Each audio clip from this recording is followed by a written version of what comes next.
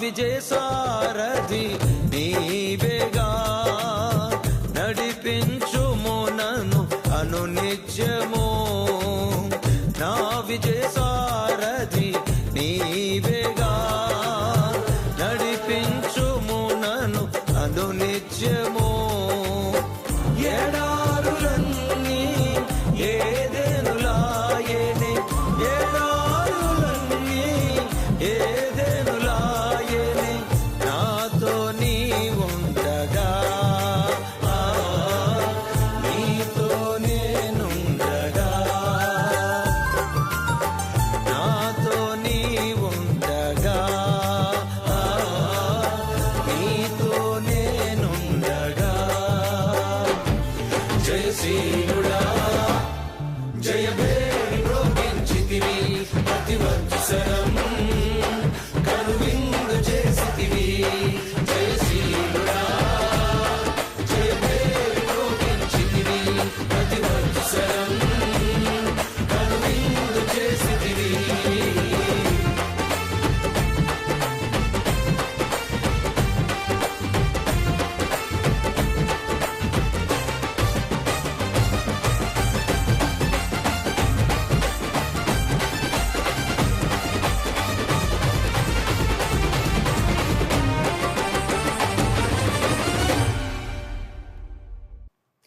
సర్వాధికారియు నిరంతర స్తోత్రార్హుడు యేసుక్రీస్తు ప్రభువారి ప్రశస్త నామంలో ఉదయకాలపు వర్తమానాల కొరకు ఎదురు చూస్తున్న మీ అందరికీ ఇమాన్యుయల్ మినిస్ట్రీస్ తరపున మా శుభాభివందనాలు తెలియచేస్తున్నాను.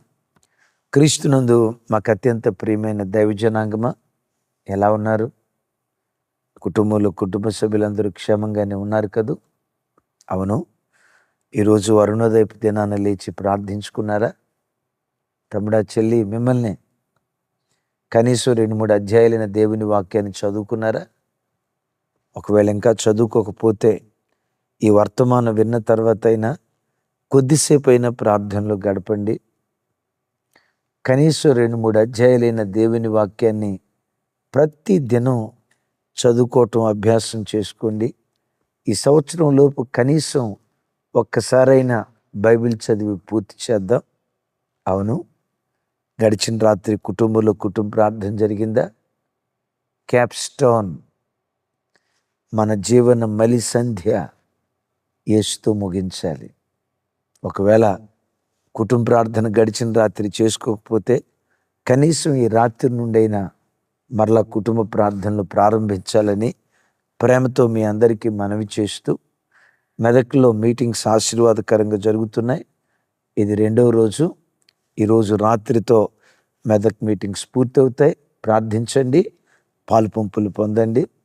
ప్రాముఖ్యంగా 15వ తారీఖు ఉదయం 9:30 నుండి 1 గంట వరకు కుటుంబాల క్షేమం కొరకై ఈ 2026 సంవత్సరంలో మొట్టమొదటి ఉపవాస ప్రార్థన. మీరుంటున్న ప్రాంతాల్లోనే సకుటుంబ సపరివారంగా ఉపవాసం ఉండి ప్రార్థనలో పాలిభాగస్తులు కాగలరని మీ అన్నగా ప్రేమతో మీ అందరినీ బ్రతిమలాడుకుంటూ ఉన్నాను. మంచిది. ఈ దినం మరో చక్కటి వర్తమానం. చాలామంది వేదనతో కృంగిపోతూ కుమిలిపోతూ ఏడుస్తున్న సమస్యల్లో మరో ప్రధానమైన సమస్య, అయ్యా మా ఆదాయం బెత్తెడు, మా ఆదాయం జానెడు, మా ఖర్చులు బారెడు. జానెడు ఆదాయంతో బారెడు ఖర్చులు నెట్టుకురాలేక అక్కడప్పులు చేసి ఎక్కడప్పులు చేసి కష్టార్జితం ఎలా సర్దాలో దేని ఖర్చు పెట్టాలో అర్థం కాక తలమునకలైపోతున్నావయ్యా, అప్పుల పాలైపోతున్నావయ్యా. ఆదాయం చూస్తే కొంచెం, ఖర్చు చూస్తే ఎంతో. ఆదాయం చూస్తే చాలా తక్కువ, ఖర్చులు చూస్తే చాలా ఎక్కువ. ఏం అర్థం కావట్లేదయ్యా. తమ్ముడు, చెల్లి, ఇదేనా నీ మనోవేదన? నీవు ఆరాధించే నీ దేవుడు, నీవు సేవించే నీ ఆరాధ్య దైవం ప్రభువైన యేసుక్రీస్తు వారు ఎలాంటి వారో తెలుసా? సూది బెజ్జంలో ఒంటె దూరటం సులభం, నీ ప్రభు అన్నమాట. సూది బెజ్జంలో ఒంటెను దూర్చటం సులభం. ఈ మాట అన్నప్పుడు, అయ్యా సూది బెజ్జంలో దారమే దూర్చలేకపోతున్నాం అయ్యా. 40 సంవత్సరాలు దాటిన తర్వాత ఆ దారం దూర్చడానికి 2 కళ్ళు అదనంగా అదే కళ్ళజోడు పెట్టుకున్నా మా కళ్ళు కనపట్టలేదయ్యా. ఏ కొడుకునో ఏ మనవుడినో పిలిచి, ఒరే మనవడా ఈ దారం దూర్చరా అని అంటున్నామయ్యా. సూది బెజ్జంలో దారం దూర్చటమే కష్టమైతే ఒంటె దూర్చటం ఏంటయ్యా విడ్డూరం కాకపోతే అని అంటారా? అవును, మనుషులకు అసాధ్యమైనవి దేవునికి సాధ్యాలు. సూది బెజ్జం ఇది దేని గుర్తు? ఒంటె దేని గుర్తు? సూది బెజ్జం నీ జీవనోపాధి. ఓ టైలర్ ఉన్నాడు.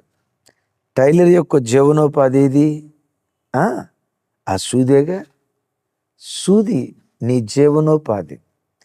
జీవనోపాధి ద్వారా నీకొచ్చే ఆదాయం సూది బెజ్జం అంతా. వింటున్నారా? సూది బెజ్జం అంతా. నీకున్న అవసరతలు, పిల్లల ఫీజు, ఇంటద్దె, రేషను, అమ్మాయి ఫీజు, అబ్బాయి ఫీజు, ఇవన్నీ ఒంటెంత. శాంతాడంత కాదు, ఒంటెంత. నీకున్న ఖర్చులేమో ఒంటెంత, నీకున్న ఆదాయం ఏమో సూది బెజ్జం అంత. నా దేవుడు ఎవరో తెలుసా? సూది బెజ్జం లాంటి నీ చిన్న జీతంలోనే చిత్ర విచిత్రాలు జరిగించగలిగిన చిత్రమైన దేవుడు నీవు ఆరాధించే యేసుక్రీస్తు ప్రభువారు.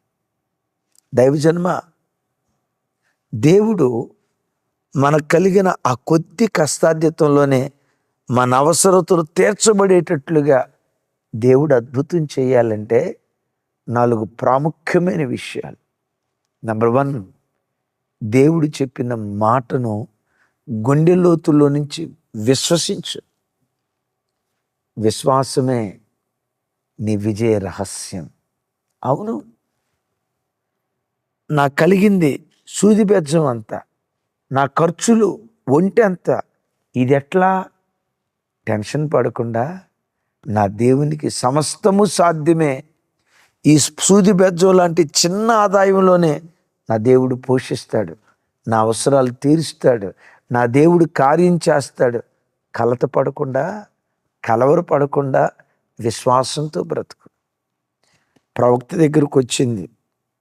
అప్పుల వాళ్ళు వచ్చి 2 కొడుకుని తీసుకెళ్తాను అంటున్నారయ్యా, ఏం చేయాలో అర్థం కావట్లేదయ్యా. అమ్మ నీ ఇంట్లో ఏముంది? నా ఇంట్లో ఏముందయ్యా, కొంచెం నూనె ఉందంతే, నూనె బుడ్డు ఉంది, కొంచెం నూనె ఉంది అంటాడు. ఆ కొంచెం నూనెతోనే అద్భుతం జరిగింది పో, ఆ కొంచెం నూనెతోనే అద్భుతం జరిగింది పో. వినండి, ఆ కొంచెం నూనెతోనే అద్భుతం జరిగింది పో అన్నాడు. ఆ తల్లి తలుపులు వేసుకొని, అదే వీళ్ళ ఖాళీ పాత్రలు తీసుకొని తలుపు వేసుకొని నూనె పోస్తూనే ఉంది. ఆ కొంచెం నూనెతో తన అప్పులన్నీ తీరిపోయినాయి. ఒకసారి చూడండి, ఆ తల్లి దగ్గర ఉంది సూది బెజ్జం అంతా. ఆ తల్లికున్న అప్పులు ఒంటెంత పెద్దవి. తమ్ముడా, చెల్లి, నీవు ఆరాధించే దేవుడు సూది బెజ్జం లాంటి నీ చిన్న ఆదాయంతో ఒంటెంత అప్పులైపోయినాయా? చచ్చిపోతే బాగుండు అని అనుకో. జీవితకాలం కష్టపడ్డా ఈ వడ్డీలకే పోతుంది జీవితం అని అనుకో. కొంచెం కాలం ఓర్చుకో. ఒంటెలాంటి నీ సమస్య, ఒంటెంత పెద్దదైన నీ అప్పుల భారాన్ని అవలేలగా దేవుడు తొలగించగలడు. నా దేవుడు దీన్ని చేస్తాడు. విశ్వాసం ఒక్కటి నీ జీవితంలో ఉంచు. రెండవది, ఎప్పుడు జీవితంలో సనగకుండా నీవు కలిగిన దాన్ని బట్టి దేవుని స్తుతించు. అగైన్, సనగకుండా కలిగిన దాన్ని బట్టి స్తుతించు.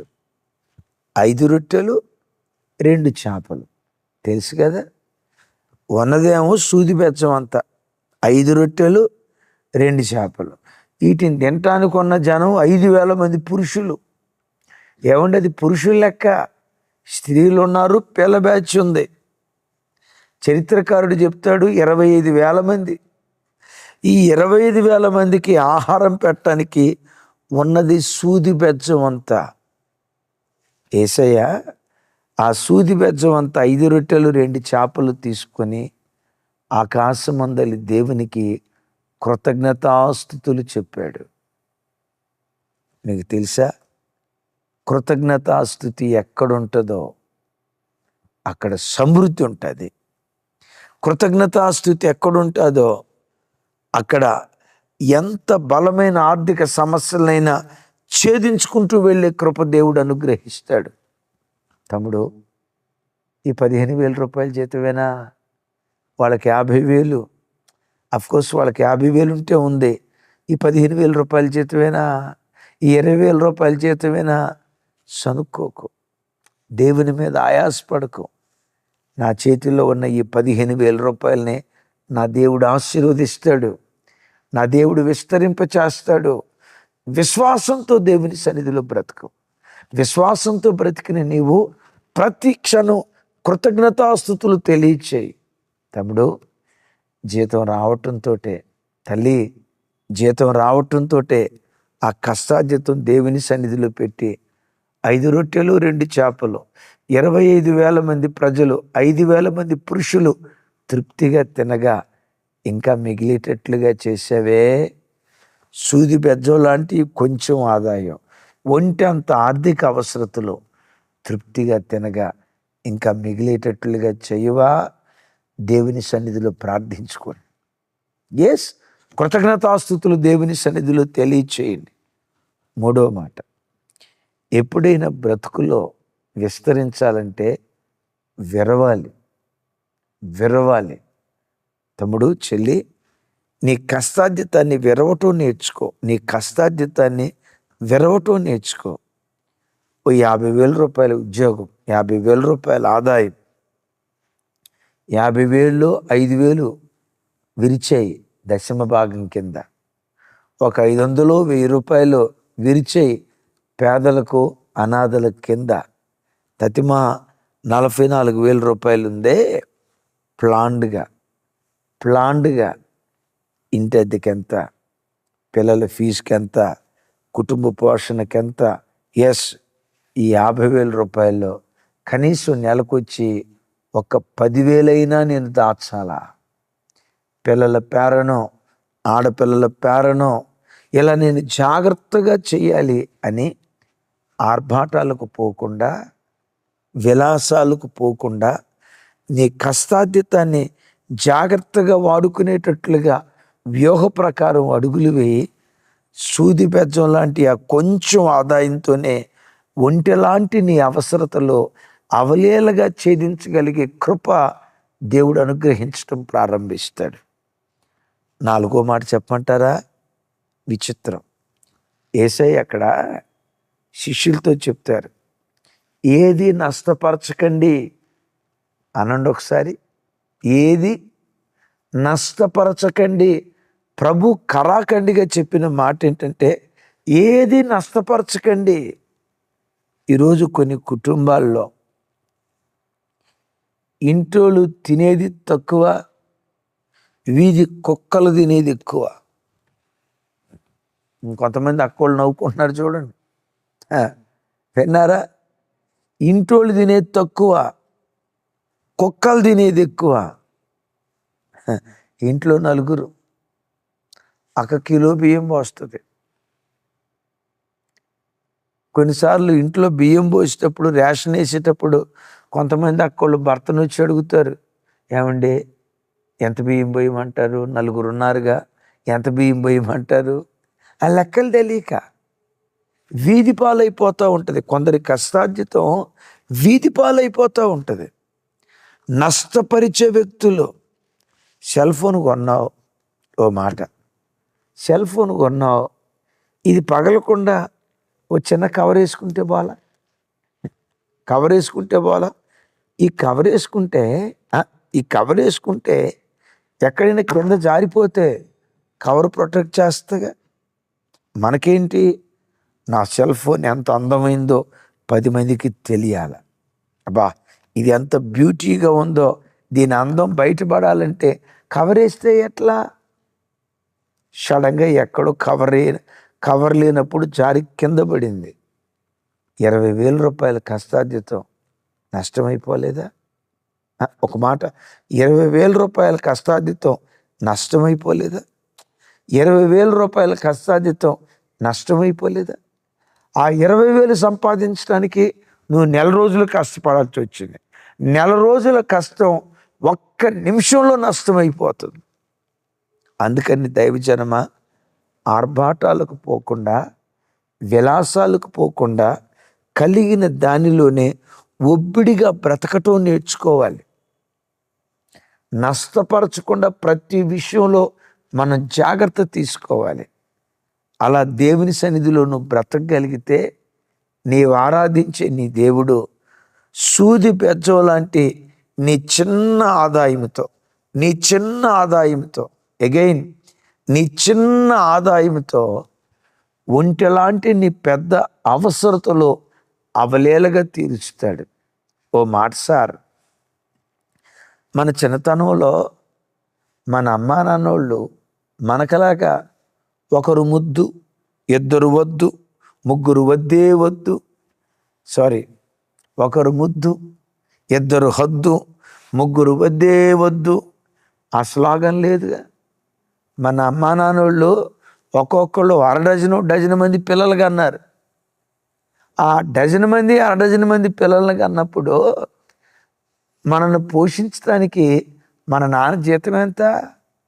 నాకు జ్ఞాపకం ఉండి ప్రారంభంలో మా నాన్న జీతం 700, నాకు గుర్తుండి 3,000, ఆ తర్వాత 5,000. అద్భుతం. 5,000 జీతంతో కుటుంబంలో 8 మంది పోషించబడేవాళ్ళు. మళ్ళీ మిగులుబడి ఉండేది. ఎందుకో చెప్పమంటారా? ఆర్భాటాలకు బాలేదు వాళ్ళు. సంవత్సరం అంతటికి మహా ఉంటే 3 జతల బట్టలు, 4 జతల బట్టలు. ఇప్పుడు 3 పక్కన 0 పెట్టాలా? కొంతమంది పుణ్యాత్ములు 2 సున్నాలు పెట్టేవాళ్ళు కూడా ఉంటారు. వినండి. ఒకప్పుడు 2 జతలు ఉంటే చాలే, 3 జతలు ఉంటే చాలే. ఇప్పుడు 30 జతలు. ఒక ఆయన ఉన్నాడు, 7 జతల చెప్పులు, సోమవారం ఒక జత, మంగళవారం ఒక జత, బుధవారం ఒక జత, గురువారం ఒక జత, తర్వాత శుక్రవారం ఒక జత, శనివారం ఒక జత. ఆయనకి 7 జతల చెప్పులు, వాళ్ళ ఆవిడికి 7 జతల చెప్పులు, వాళ్ళ కొడుకు 7 జతల చెప్పులు, కూతురికి 7 జతల చెప్పులు. మొత్తం ఎంత? 7 4 చెప్పండి సార్, 28. ఈ 28 జతల చెప్పులు పెట్టుకోవటానికి మరలా దానికి ఒక షెల్ఫ్. నా మాట అర్థమవుతుందా? మళ్ళా సెల్ఫ్ తయారు చేయటానికి, ఆ సెల్ఫ్ తయారు చేయటానికి 7 జతల ఖర్చీపులు, 7 జతల చెప్పులు. ఈరోజు వేసింది రేపేయరు, రేపేసింది ఎల్లుండేయరు. ఇంతకీ ఆ మహానుభావుడు చేసేది ఏంటో తెలుసా? క్యాబ్ డ్రైవర్ అంటే సొంత క్యాబ్ అనుకున్నారు కాక, అద్దె కారు తీసుకొని ఆ అద్దె కారు దోలుకుంటున్నాడు. అలాంటి స్థితిలో 7 జతల చెప్పులు. ఈ ఆర్భాటాలకు పోయి, సోకులకు పోయి చాలామంది ఆర్థిక సమస్యల్లో తల్లడిల్లిపోతున్నారు. తమ్ముడు, చెల్లి, ఏది నష్టపరచకుండా, వృధా ఖర్చు ఏది చేయకుండా ఒబ్బిడిగా బ్రతుకు. సూది బెజ్జం లాంటి నీ చిన్న ఆదాయంతో చిత్ర విచిత్రాలు దేవుడు జరిగిస్తాడు. ఒంటె లాంటి నీ ఆర్థిక అవసరతలు తీర్చబడి ఇంకా మిగిలేటట్లుగా నా దేవుడు నీ బ్రతుకులో కార్యం చేయునుగాక. చిన్న ప్రార్థన చేస్తాను. నీ కష్టార్జితం మీద దేవుడు తన ఆమోద ముద్ర వేసి తృప్తిగా తినగా ప్రతి నెల మిగిలేటట్లుగా దేవుడు మీ బ్రతుకులో, మన బ్రతుకులో కార్యం చేయునుగాక. చిన్న ప్రార్థన చేస్తాను, ఏకీభవించండి. తండ్రి, మీకు స్తోత్రాలు. ఈ వాక్యం విన్న ఈ నీ ప్రజల జీవితాల్లో అయ్యా, ఆదాయం కొంచెమే, ఖర్చు ఎక్కువ. పిల్లల ఫీజులు, రేషన్, ఇంటద్దె, కుటుంబ అవసరాలు ఒకటే నాయన. ఆదాయం చూస్తే జానుడు, ఖర్చు చూస్తే బారెడు. ఎలా బ్రతకాలో అర్థం కాని గందరగోళపు స్థితిలో ఈనాడు ప్రజలు తలడిల్లిపోతున్నారయ్యా. మేము ఆరాధించే మీరు సూది బెజ్జంలో కూడా ఒంటెను దూర్చగలిగిన శక్తిమంతులు కదా. మా చేతిలో ఉన్న కొద్ది జీవనోపాధితోనే మా పెద్ద పెద్ద అవసరాలు కూడా తీర్చబడేటట్లుగా నువ్వు కార్యాలు చేయగలిగిన దేవుడవు కదా. యేసు నామం పేరిట సూది బెజ్జం లాంటి చిన్న ఆదాయంతో ఎవరెవరు బ్రతుకుతూ అప్పుల సమస్యలతో, ఆర్థిక సమస్యలతో నలిగిపోతున్నారో యేసు నామం పేరిట ఆ ఆర్థిక బంధకాలు తెంచబడునుగాక. ఆర్థికంగా నీ ప్రజలు స్వతంత్రులవుదురుగాక. చేతులెత్తి ఒక్కొక్క బిడ్డను దీవిస్తూ ఉన్నాను. నిశ్చయంగా ఈ మాసం, రాగల సంవత్సరాలు, రాగల కాలాలు వారు తృప్తిగా తినగా ప్రతి నెల మిగిలేటట్లుగా కార్యాలు చేయయ్యా, మిగిలేటట్లుగా కార్యాలు చేయయ్యా. అలా మీరు చేసినందుకు స్తోత్రం. యేసు నామం పేరిట ప్రార్థించి స్తుతించి పొంది ఉన్నాం తండ్రి. తండ్రి అయిన దేవుని ప్రేమ, కుమారుడైన యేసుక్రీస్తు వారి దివ్య కృప, పరిశుద్ధాత్మ దేవుని సహవాసం సదా తోడయుండి నడిపించునుగాక. ఆమేన్, ఆమేన్. Thank you. కృపా సమాధానాలు మన అందరికీ తోడయుండునుగాక.